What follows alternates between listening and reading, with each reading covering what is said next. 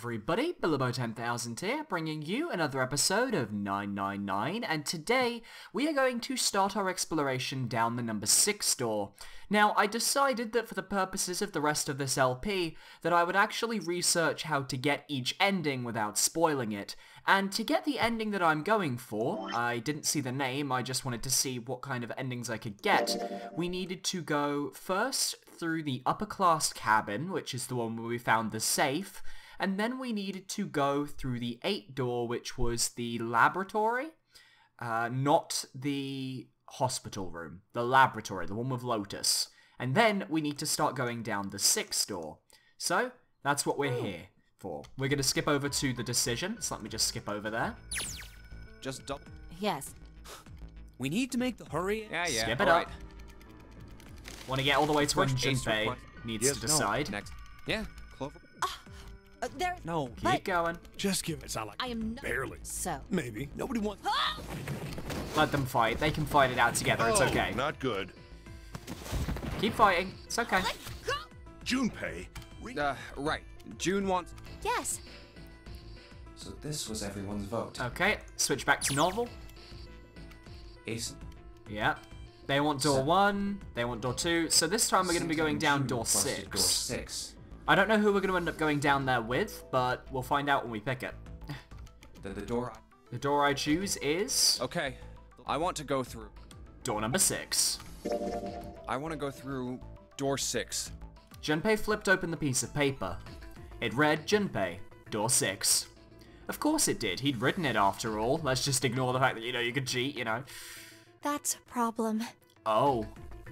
June spoke barely above a whisper, but they all knew what she'd said. None of these teams will be able to go through the doors they want. Ah. Clover and I chose door 1. Lotus and I chose door 2. That's not enough people to open a numbered door, however. The digital routes don't match up either. Yeah, you can only go through 2 of the 3 doors.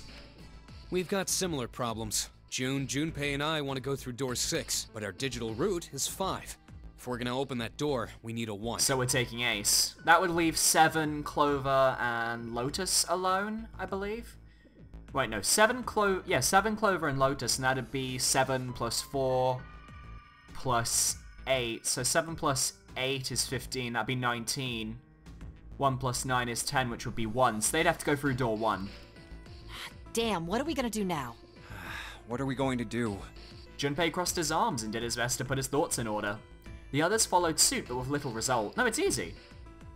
We take Ace, go through door 6, everyone else goes through door 1. I figured it out before you guys. Eventually, Clover broke the silence.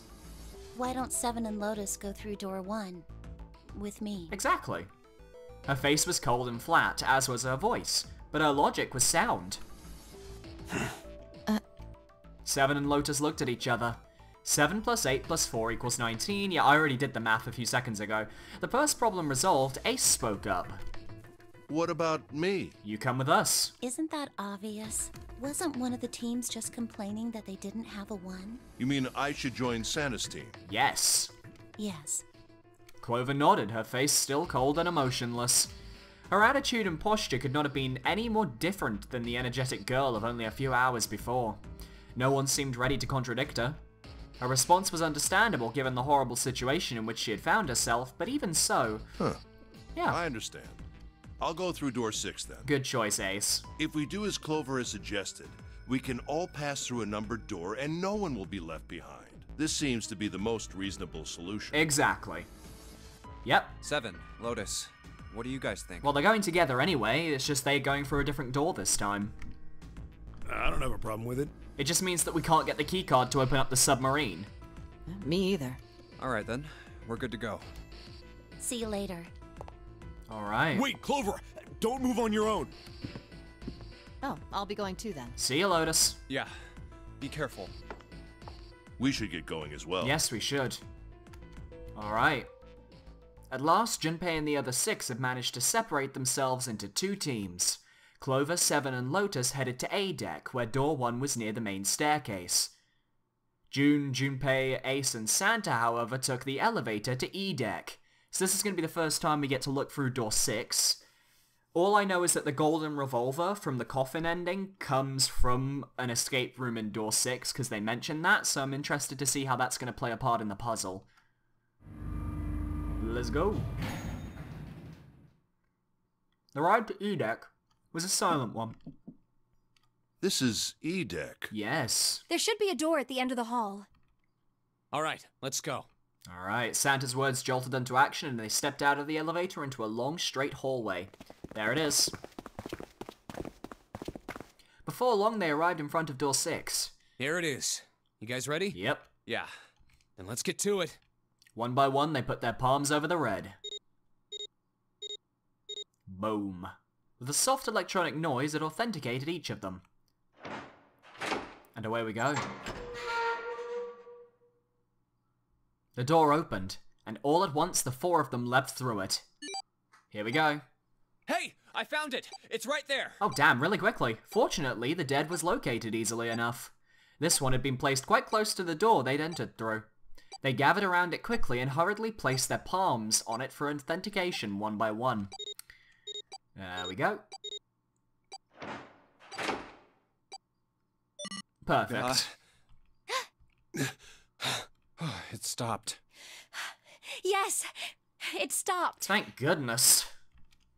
The countdown had ceased, but Junpei's heart was still pounding in his chest like a frantic, thunderous drum. It felt as though it might shake itself up and out of his throat. Whew. I don't believe I'll ever get used to that. I really don't want to. I'm not sure it's something I'd want to get used to. We should finish this game before imminent death becomes a normal thing. That line just took me by surprise there. For a moment, I thought it was being really meta. You got that right. Once I'm out of this hellhole, I'm taking a nice long vacation. I agree. With that, the doom and gloom from before was done, and the mood turned somewhat lighter. Alright, let's go. With that attempt at good humor, Junpei took a deep breath and began to walk. Nice. He jogged down the stairs at the end of the hallway and found himself staring at a large door.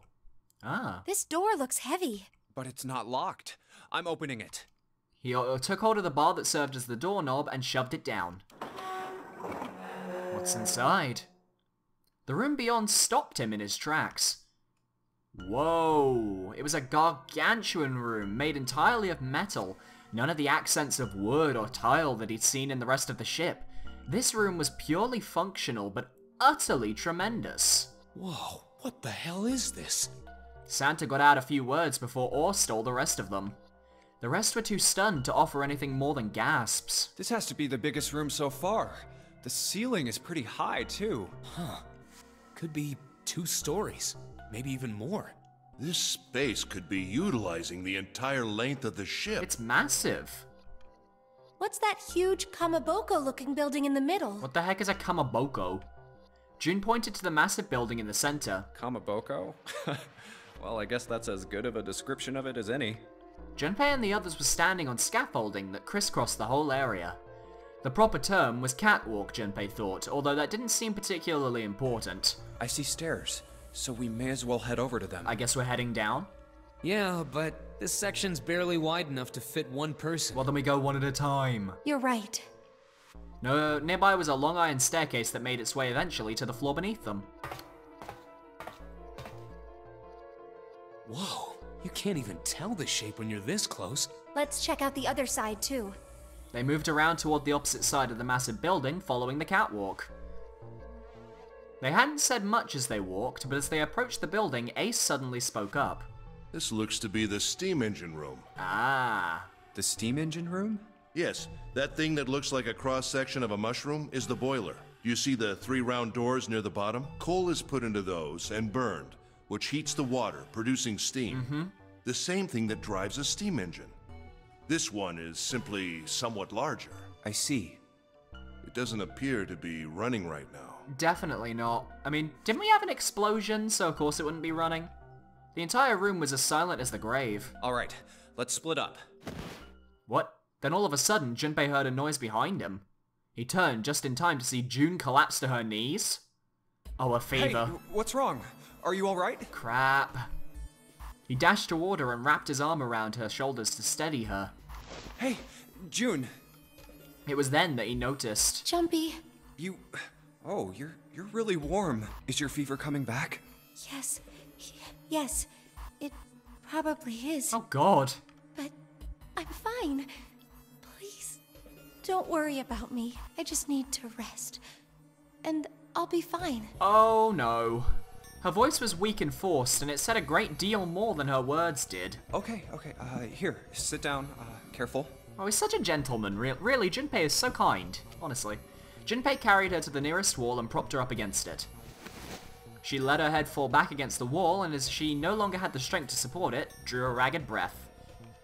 Thank you. Her eyes were empty, as if she was having trouble focusing them, and even speaking seemed difficult for her. Junpei felt his hand ball itself into a fist and clenched tight, his knuckles whitening. He had to find a way out, and quickly. He turned and looked at Ace and Santa in turn. Ace, Santa. Yes. Right. Let's get going. They might not have shared the depth of his emotion, but they certainly shared his concern. All right, let's get started. Hang in there, June. I'm gonna get you out of here real soon. She managed a small nod before leaning back to rest her head on the wall. All right.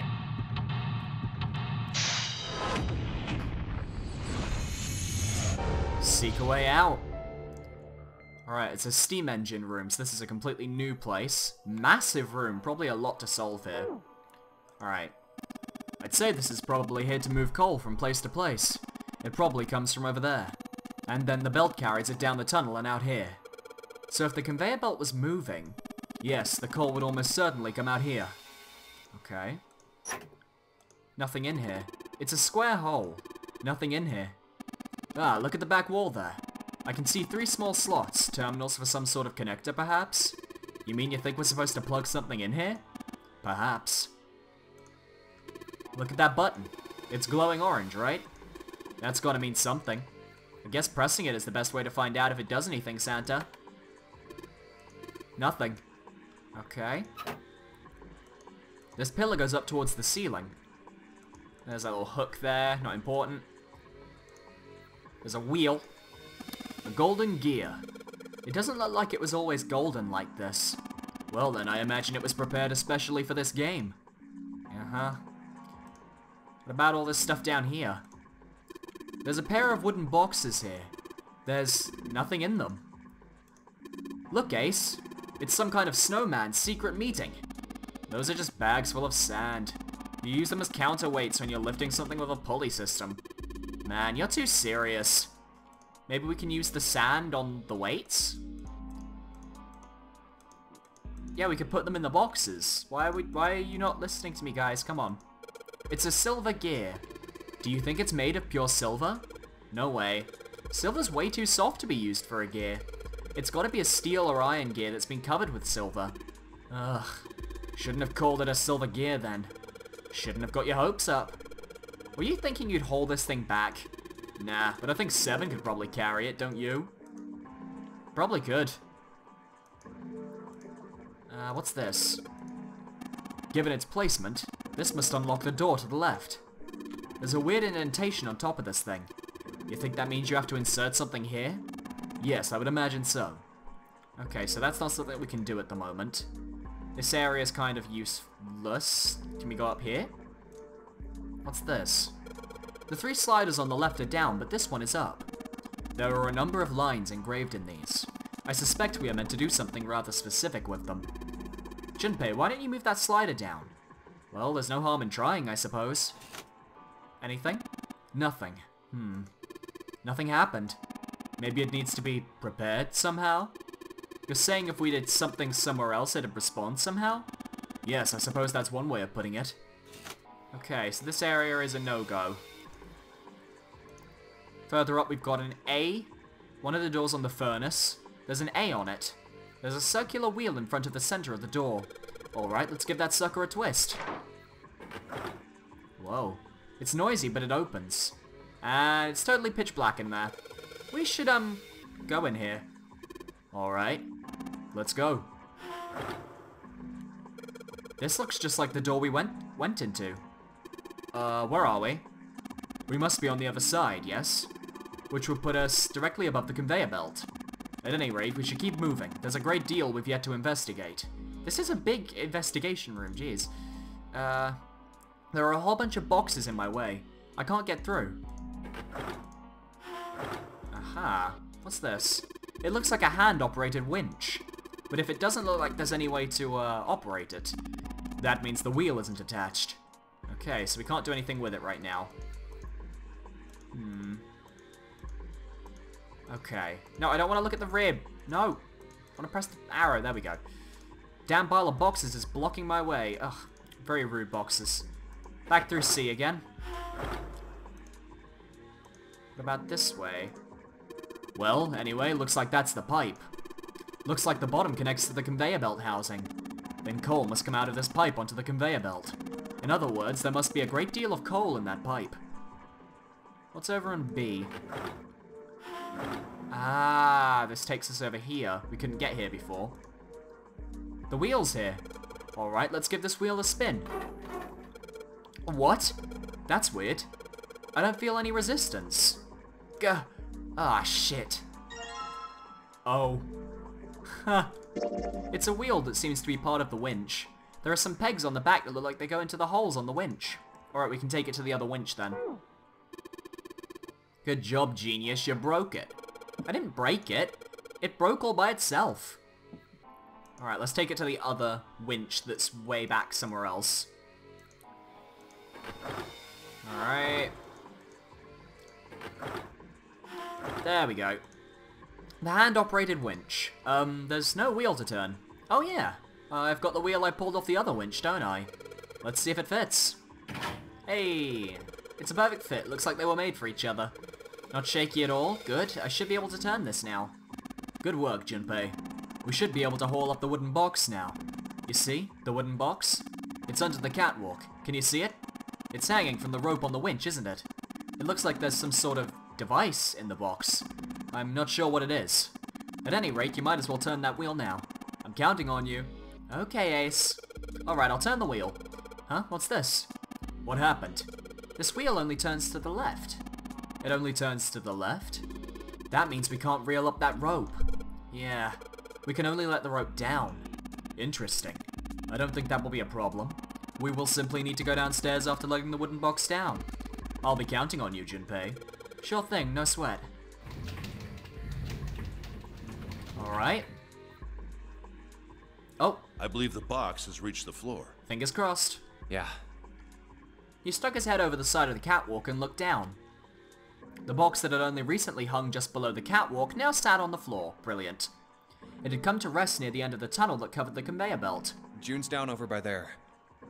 Junpei could see her, still leaning against the wall as if she barely had any strength to sit up. Even from so far away, it was not difficult to see that she had not improved. He almost thought he could see her heat rising from her body. She doesn't seem to be improving.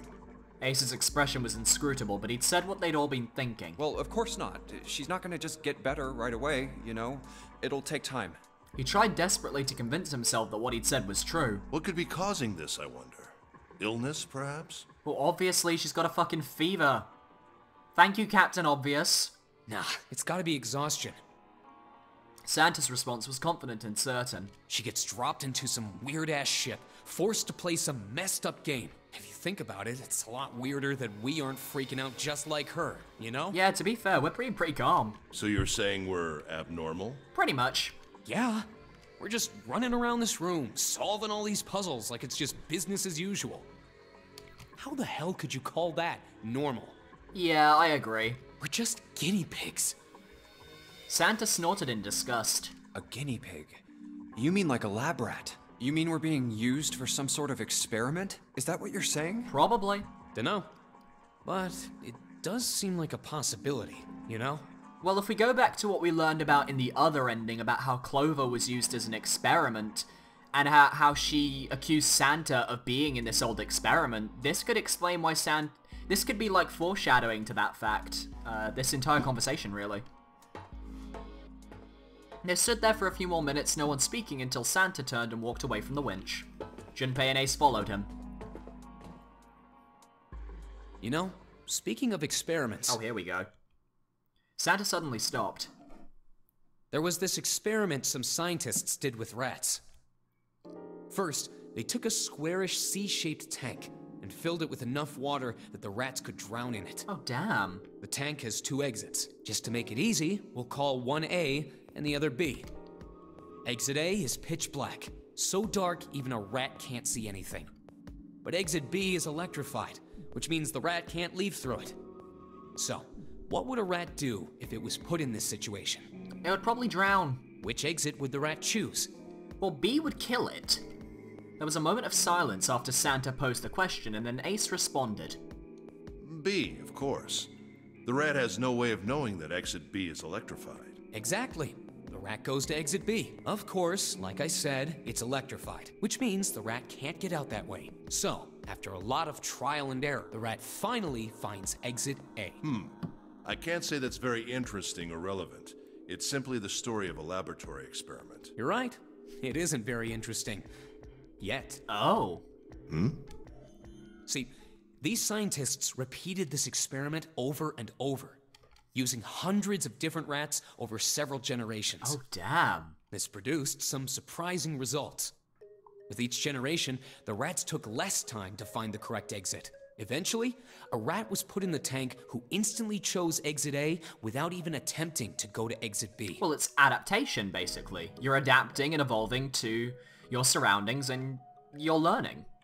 But that wasn't the most impressive part. The same experiment was conducted in another laboratory, far from the original one, with the same results. Morphogenic field theory, yay! No, on second thought, the results weren't really the same. The rats in this second experiment began the trials with significantly faster times than the first rats in the initial one. These rats weren't related to the others and had never even come in contact with them. And yet, Morphogenic field theory. they all easily found their way to exit A as though they already knew. What did it mean? Are you suggesting something like telepathy? Hey, where have we heard this one before? They were passing information to one another through some undetectable medium? To be fair though, we actually haven't heard this one in this timeline because that is something we heard from Lotus, and we didn't take the Door 4 in the first part for this timeline, so. Ace looked skeptical. Santa snorted at him. How the hell would I know? I'm not any kind of scientist. I don't know what made him do that. But I do know that story's true.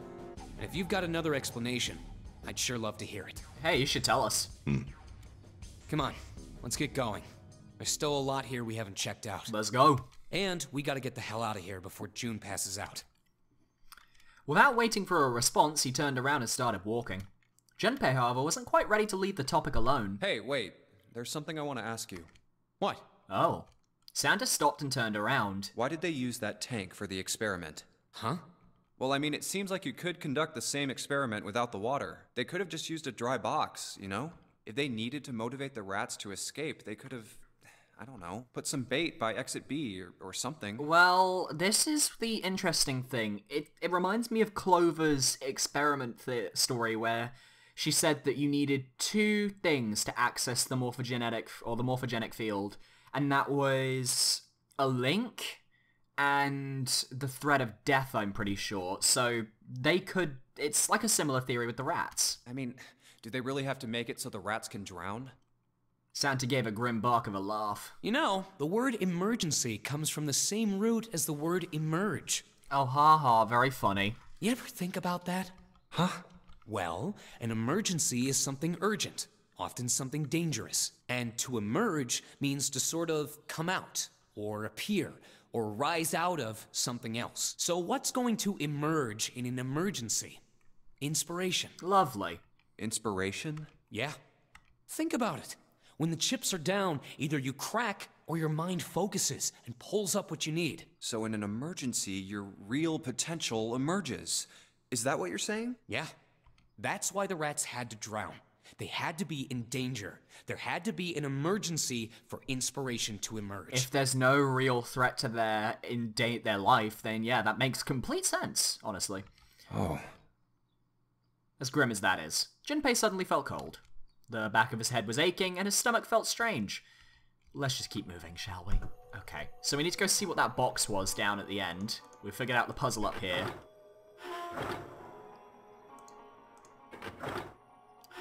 So let's head back downstairs and go to that box, shall we?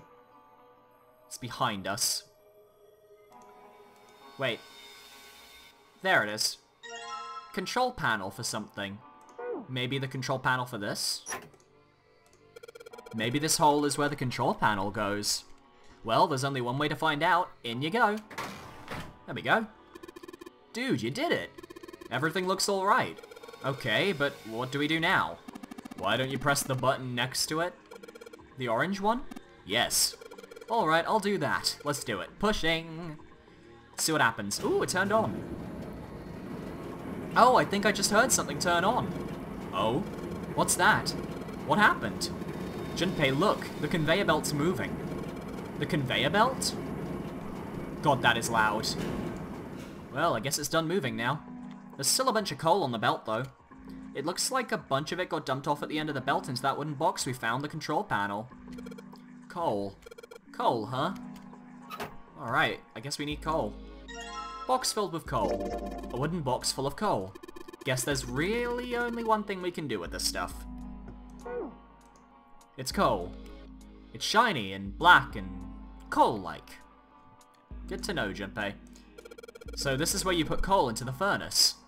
That's right. I had a look at it earlier, but it's rusted shut, I'm afraid. Perhaps you should check the other side. How do we get to the other side?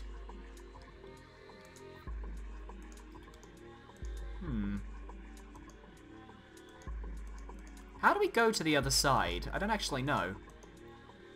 Okay, yeah, we got a gear. We've still got the pair of boxes, the weighted boxes. Come on. It looks like there's a door over here, in this tunnel. The belt over there must deliver the coal, which is then picked up and thrown into this door. The door appears to be welded shut, however. Okay. Can we go to this huge oven, 3 open areas on top of it. Each of the open areas has a gear in it. Okay. Where the coal goes, or would go if all those hadn't rusted shut. I have no idea how to get to the other side. Maybe, like, we can find a way in the map screen, maybe? Like, it's getting around to here that we need to kind of do. Okay. So where are we on the map now? We're over here. Okay. What happens if we press left on this one? Ah! Now we can put the coal in.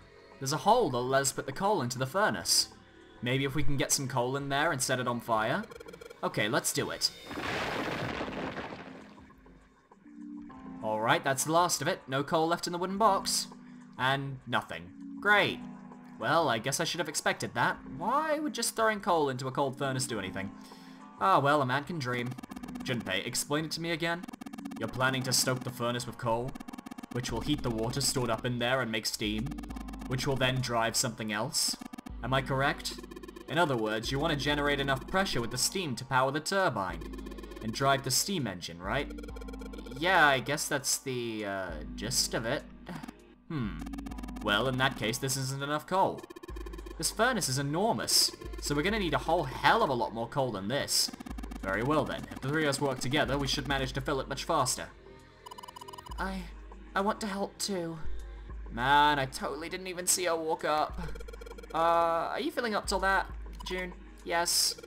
Yeah, right, you look like you're one stiff breeze away from falling over, June. I think you better rest some more, alright? But no arguing. You need your rest.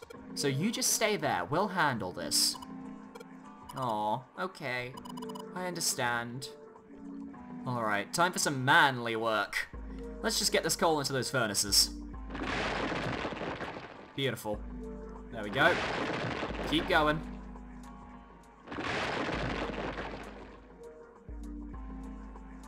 Man, this is a lot of work. Alright, I think this should be sufficient.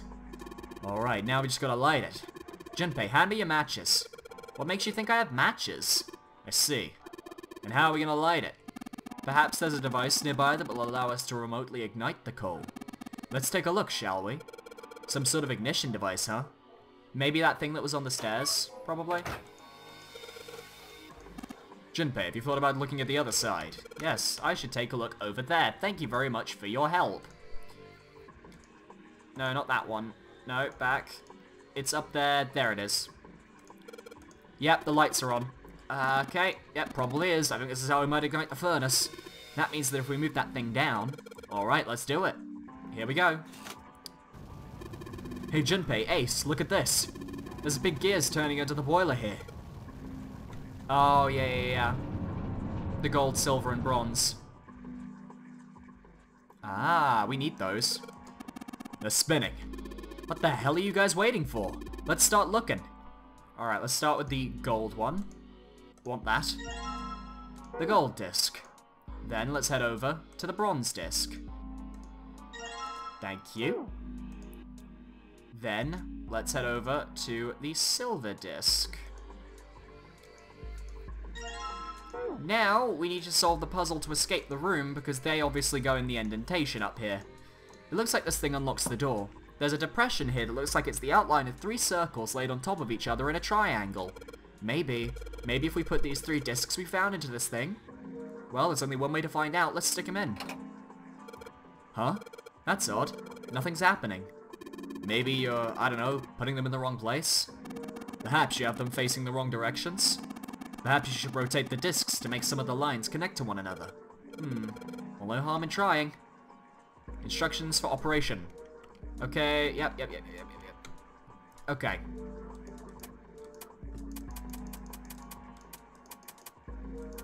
We got this. Oh, that's interesting. Oh, I see. They have to match up with the indentation. So now they're on the right side. It's all about matching the rest of it up. Like so. The red lines on these discs. I think maybe I can make a star polygon with these. There we go. And you found it! Yay! Alright. Yes! The door's open! Given the circumstances, Junpei's happiness was certainly understandable. Ace seemed to share his excitement. All right, Junpei. Why don't you go get June now? Yep, let's go get June. Santa and I will keep an eye on the store. Santa snorted. Why do we need to do that? Even if it shuts, we know how to solve the puzzle now. We could just open it again. Well, I suppose that's true. Shall all 3 of us go and collect June then? Yeah, I guess so. Nah, I'm cool. I'll let Junpei handle it. Oh. He still seemed irritated by something, however, and sat down on the stairs petulantly. Petulantly, love that word. So are you only interested in being contrary? Ace sighed with the air of a long-suffering parent. All right, I'll go get June. I'll be right back. He gave a quick nod to Ace and Santa and dashed off down the stairs. Before long, he was back on the first floor next to the conveyor belt and June. Come on, June. Oh, Jumpy! As he drew closer, she stood up slowly. Are you okay? He did his best to sound calm and nonchalant, but there was no hiding the genuine concern in his voice. Yes, I'm fine now. I'm sorry I made you worry. No, it's okay, Akane, it's perfectly fine. June blushed. He wasn't sure if she was embarrassed or still feverish. Let me check. Just to make sure, he reached out and put his hand against her forehead. Good. You're feeling a lot better. No, Junpei, you don't get it. You just touched her forehead. That's going to make her look really happy because she loves you. She was feeling far less warm than she had earlier, but still wasn't down to what seemed normal to him. Check her cheeks, they're probably blushed. Are you sure you're all right? He had to be sure. June gave him a look. Oh, you're such a warrior, Jumpy. Oops, I mean, warrior. Oh, June. June giggled. He wasn't sure if she'd just made a joke or not, but seeing her smile again made Junpei feel at ease. Well, it was well enough. If she was well enough to smile and laugh, then she really was feeling much better. He gave her a friendly poke on the forehead. All right, let's go. Go where? Oh, right. I didn't tell you. We got the exit open. Great! Let's go! Oh, business as usual. Let's go. Also, I've just noticed... This is something I've just noticed. Her hair is going through her scarf. That must be a really weird scarf for how her hair's going through that.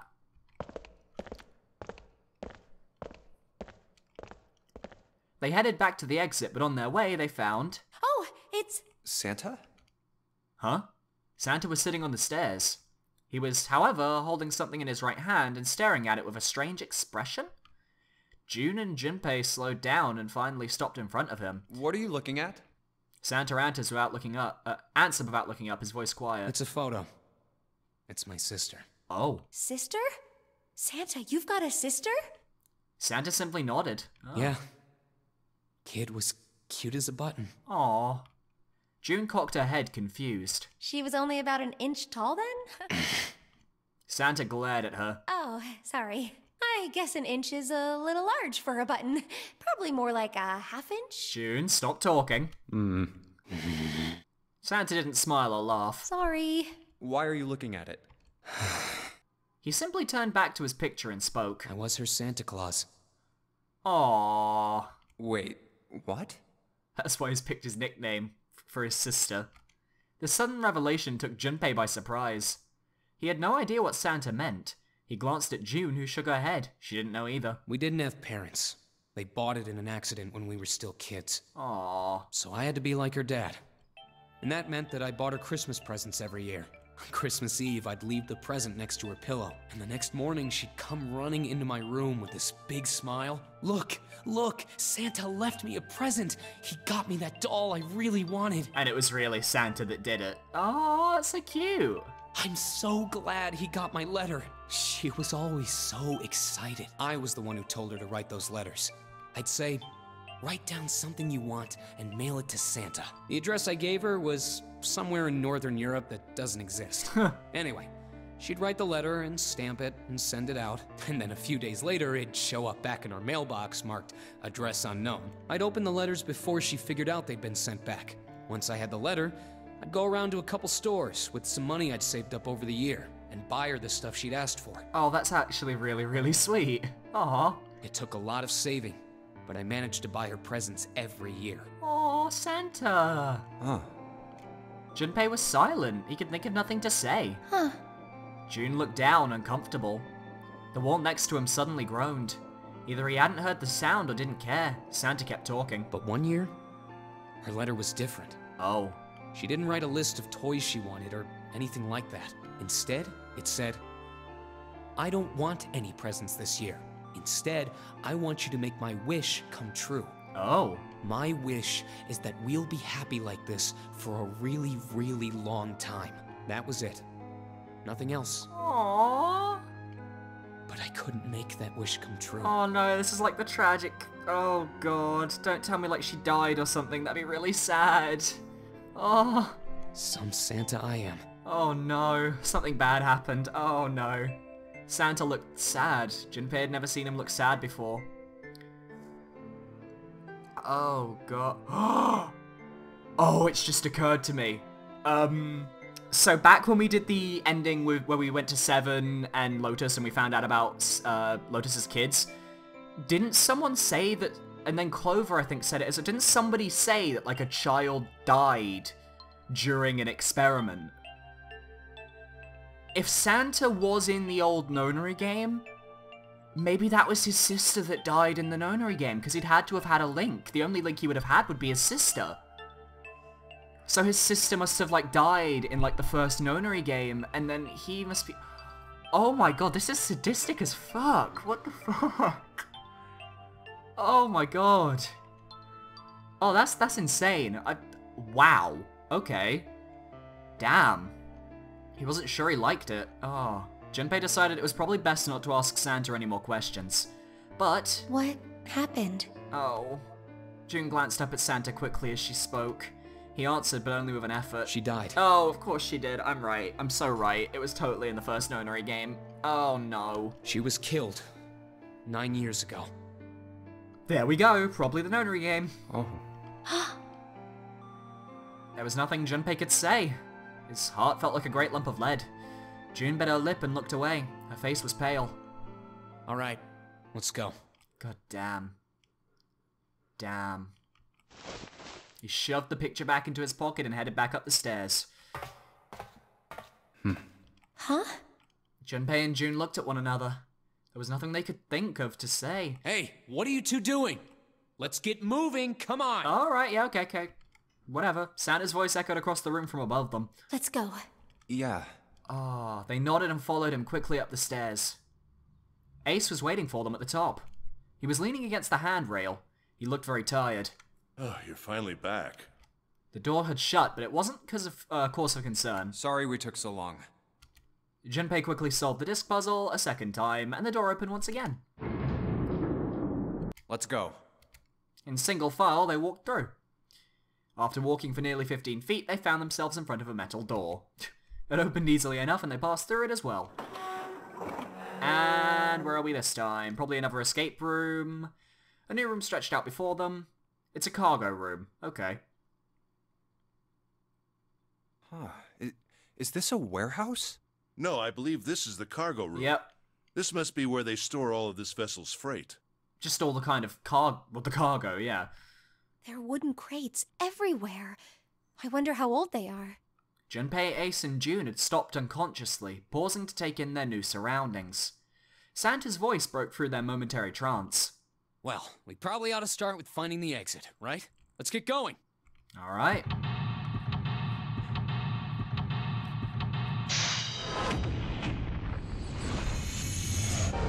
Seek a way out, let's go. Alright. So, this is the cargo room. Got a lot to look through. There's some numbered crates down there that I see.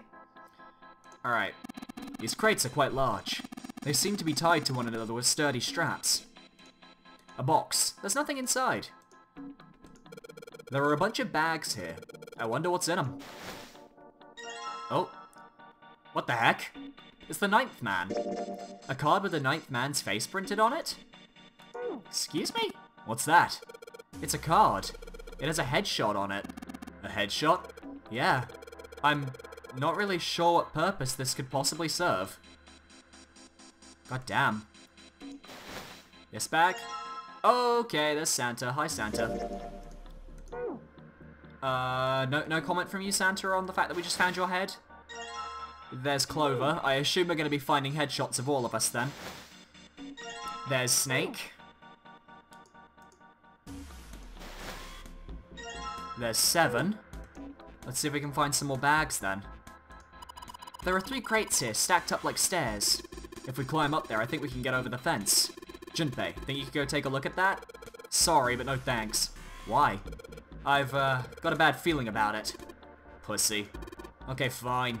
I'll go. Please be careful, Santa. Yeah, just in case. Wait, what's he going to do with that screw? I don't see what throwing a screw at a fence is. Holy shit! Electrified. Oh man. There's electricity running through that fence. Looks like it.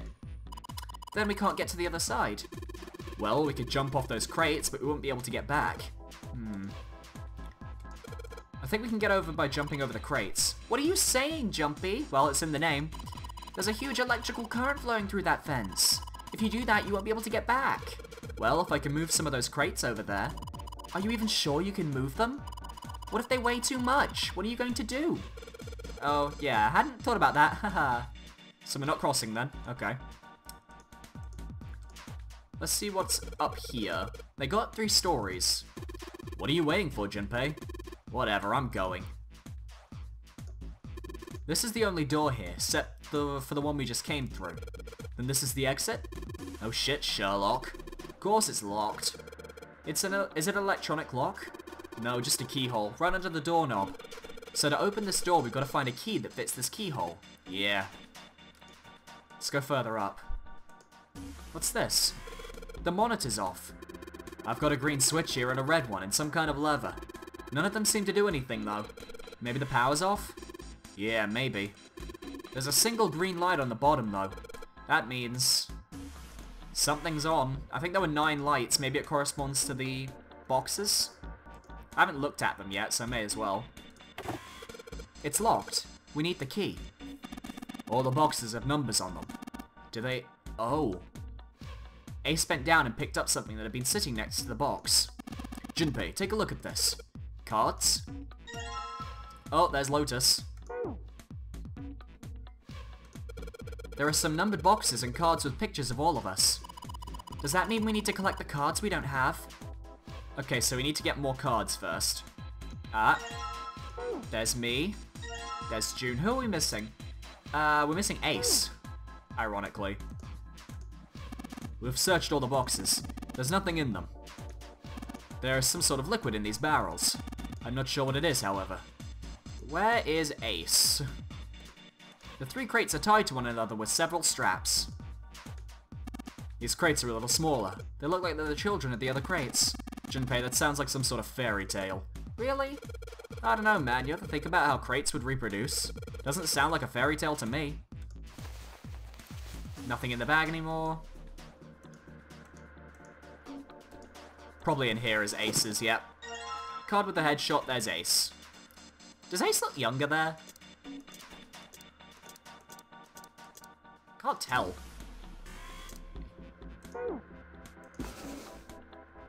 Okay.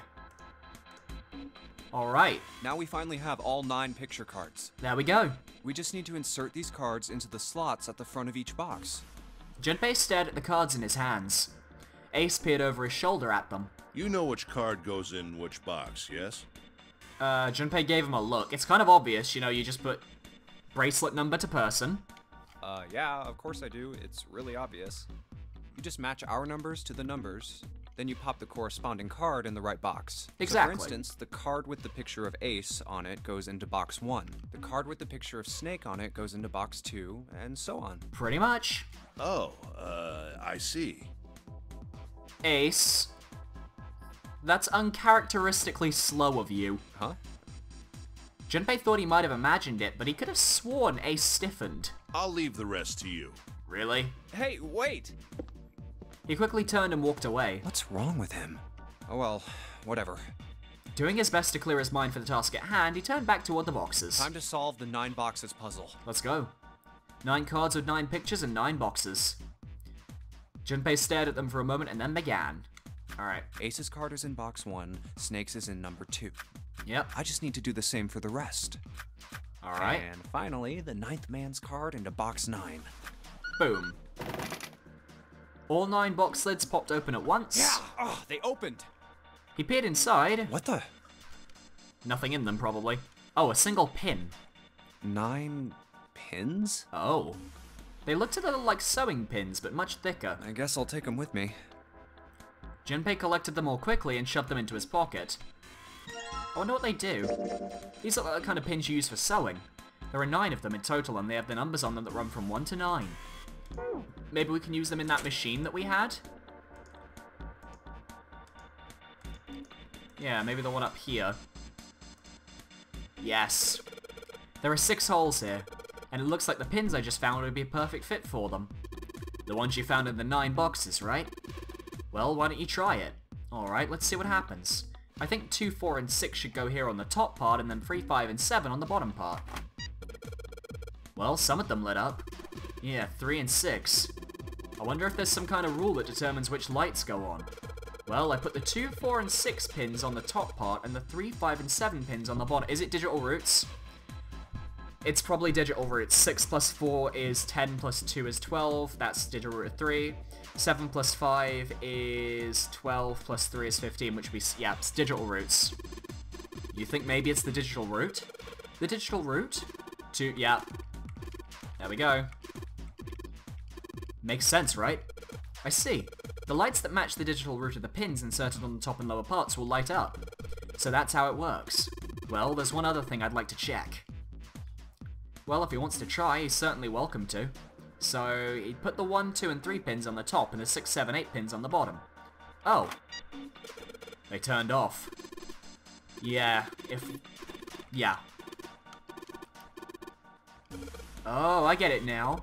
If the digital root for the pins you insert is the same as the number of the lights that are lit, those lights turn off.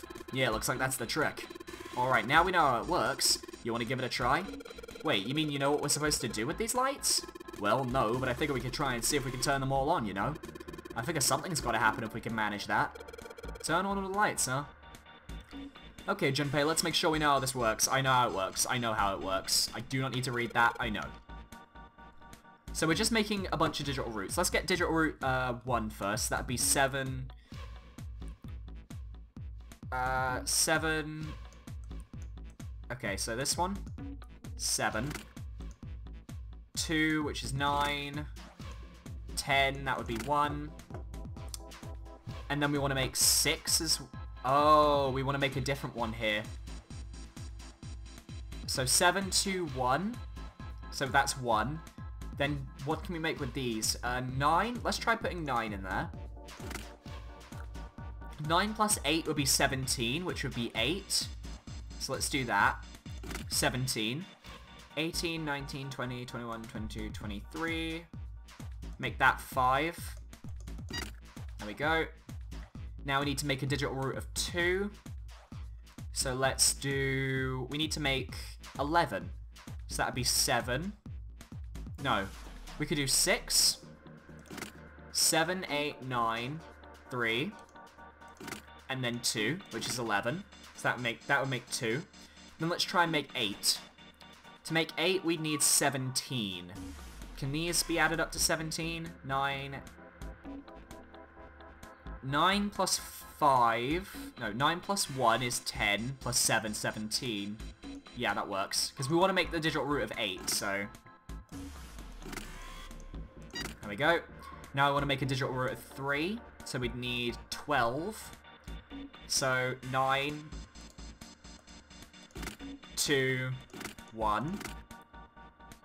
Then we want to make 7, which means we need 16, so that'd be...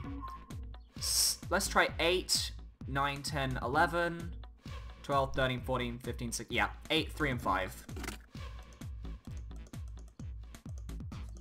There we go. And then we need 4 and 6.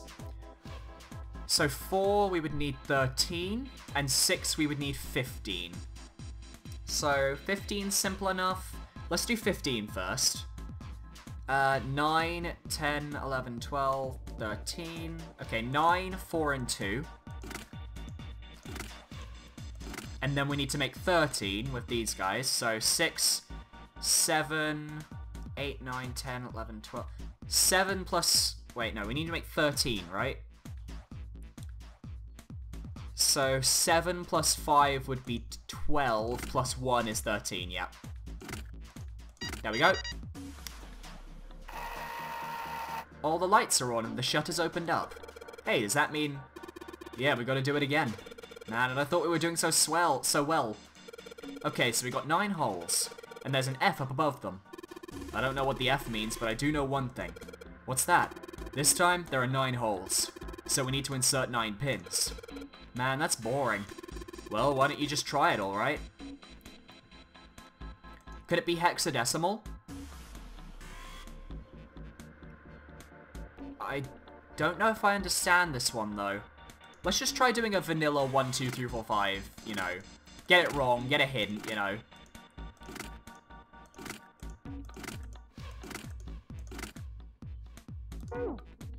No idea. You think maybe this F means 15? Yeah, in hexadecimal. Okay, now what do I need to make 15? Okay. I'm a little bit confused, I'm not gonna lie.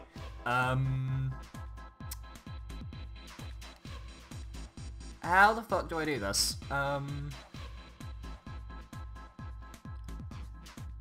Maybe I need to make 50. Okay, what I'm gonna do, I'm gonna put like a... I'm gonna put 5 there.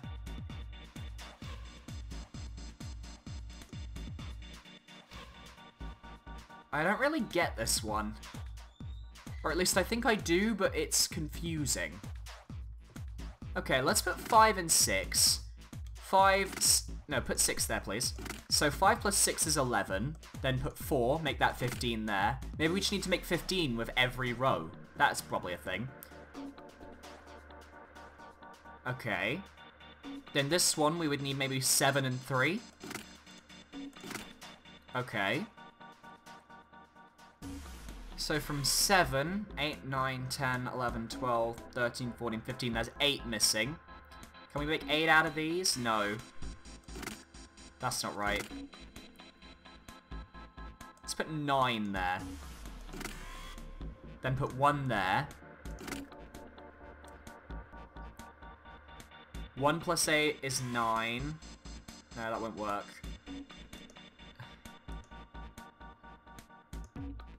Can we put 8 there? 9? No. We gotta make 15. I don't know. This is too tough. Yeah, I know it means 15.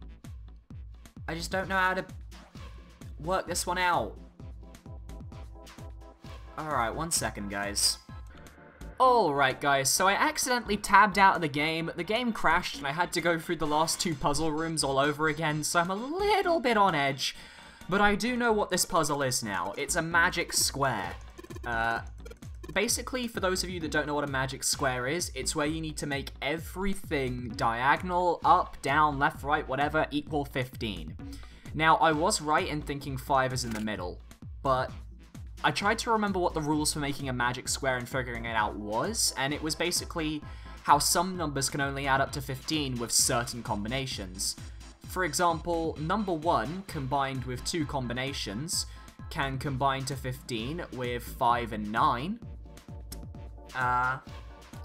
Or number 1 can combine with, I think it's 8 and 6, I'd like to say. Yep. But basically, it can't combine to 15 with a lot of numbers. You kind of only have a few limited options. And with the 5 in the middle here, it does change things up significantly. So let's start just by putting down the 1 somewhere. The 1 could probably go anywhere, to be honest. Let's put it here. So going by this logic, this would be 6. Then you'd need the 9 here. Let's see if this works. So to get 15 with 9, we would need 6, but we can't use 6, 6.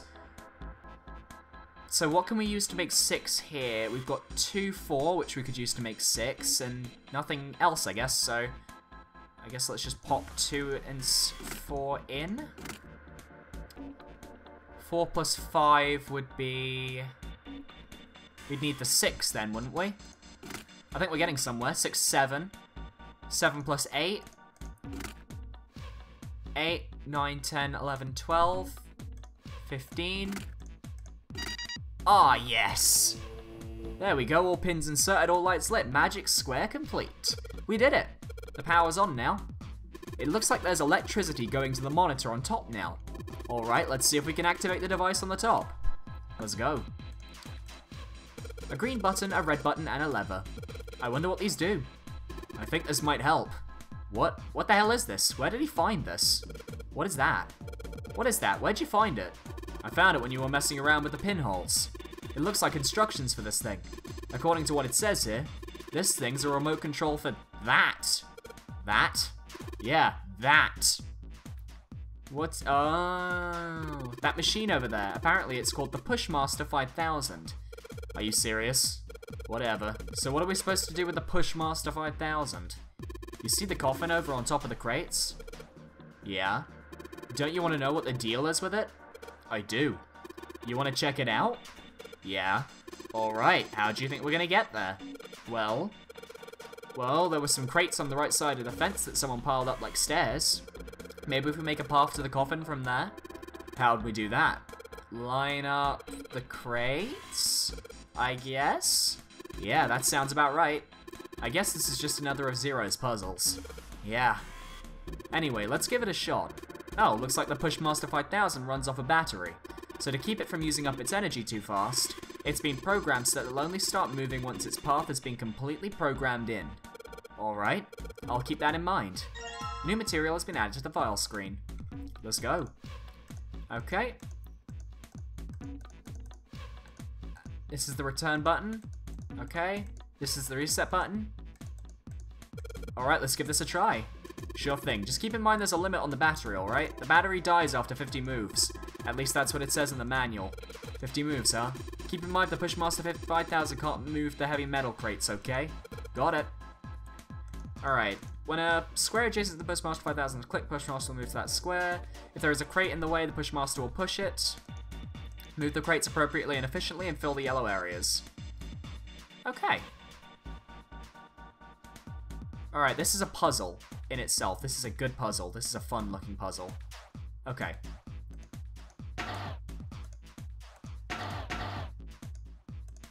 Okay.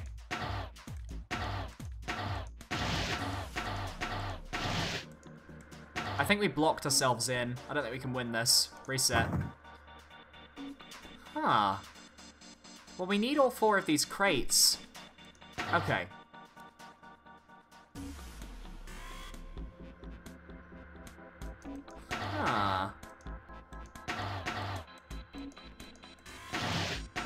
Well, I guess we're sacrificing that crate then, aren't we?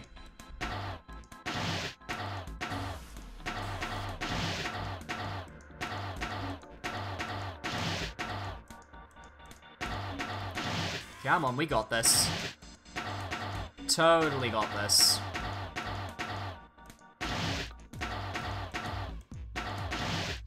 Nope, because we can't move that one. God damn it. Okay.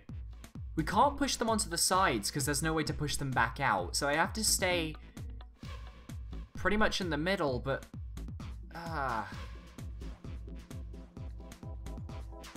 It feels like every time you push them, it ruins it. Huh. Alright, let's try pushing you. We can't push the heavy crates. I don't really...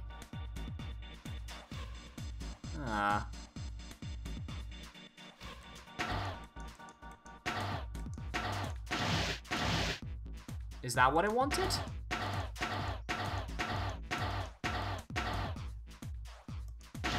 Okay.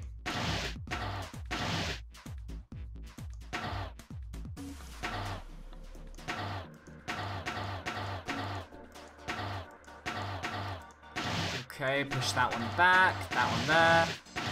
Wait, I blocked it. No, I haven't. No, we're fine.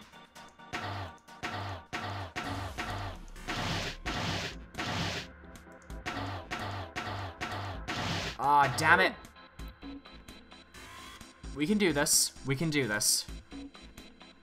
I kind of get what we need to do. I understand.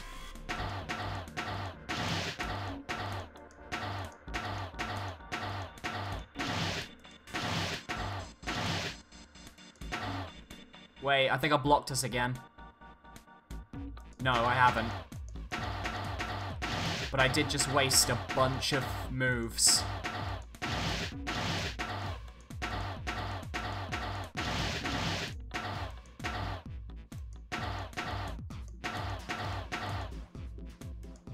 It's getting one into there. That's gonna be really difficult. God damn it. Let's reset it. Okay. We need to get one moved into there early on. Would probably be this one. In fact, let's try going at it from that side. Reset. That was bad.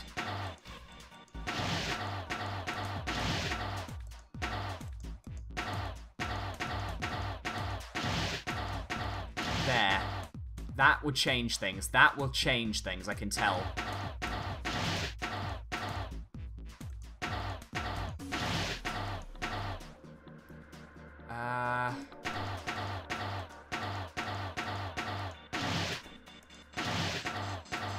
Go. Reset. I think we've got the right idea, though. We can do this.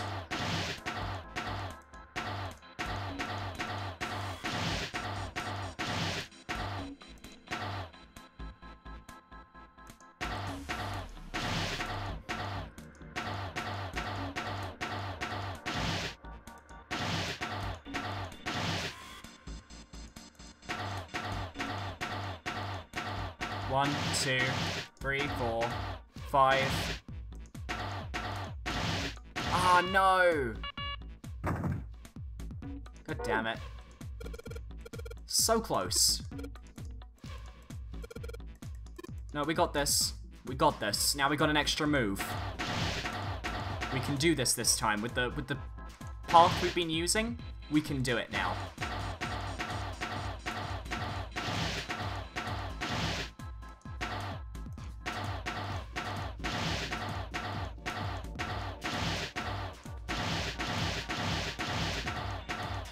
Oh my god, I think we got it. I think we got it, guys. Damn, we did it in less moves. I'm done putting in the program. What do I do next? Just be quiet and watch. See, it's moving already. Oh, damn. Yeah, I just skipped that. It's a cutscene. The Pushmaster 5000 did just what I told it to, and lined up all the crates. Now we can reach the coffin. We just need to climb those crates over by the fence. So there's a coffin that we can cut. No, I don't need to use this anymore. Now I guess we can head back down and finish the room. Over here. These ones. There we go. Mummy! Doubt it.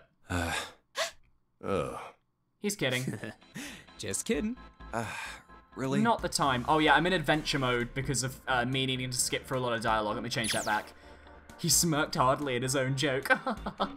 Junpei grumbled and shook his head. Whatever. Just open it. Okay. Junpei resisted the urge to remind Santa that he would have had to... They would have had it open a long time ago if Santa hadn't interrupted and quickly threw the lid off the coffin. They peered inside. Contrary to what they'd expected, the inside of the coffin was quite large. It was mostly empty, but not completely so. Laying on the bottom was a rusty key. A small key and next to the key, a revolver. a gun? Oh, the golden gun. Yeah, a revolver. It looks pretty old. I wonder if this is a replica. Junpei reached down slowly and cautiously picked up the revolver. In his hand, it felt heavy. This thing is... He checked the cylinder. There were 6 bullets. Are these real bullets? Yep. The barrel was rifled and nothing seemed to be blocking it. As Ace had said, the gun was a very old one. However, it appeared to have been well maintained. If it was a real gun, Junpei thought it would most likely function perfectly. If it was real... Oh, if this is real? Oh. Good grief, that's not good. Holding the gun made Junpei feel unpleasant. Carefully, he placed it back in the coffin. You're not gonna take it? Of course not. All something like this is gonna do is cause more trouble. It's a powerful weapon that gives one person a huge advantage. Something like that would be way too dangerous to have around. We're in enough danger already. Yeah, I suppose you're right. I don't want anyone dying, I don't want anyone getting shot. Maybe Zero put this gun here, hoping that something like that might happen. In other words, maybe he put it here to make us fight each other. In that case, we should most certainly leave it here.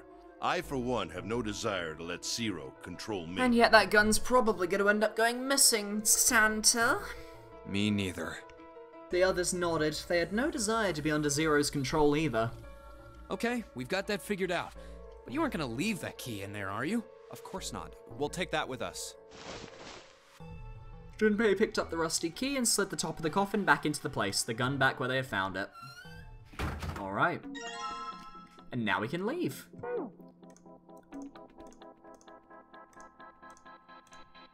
In we go. Yay! Looks like it's open, Junpei. I see. This key should open this door. Hey, what are you waiting for? Let's go. And we're gone. It's opening. Woo!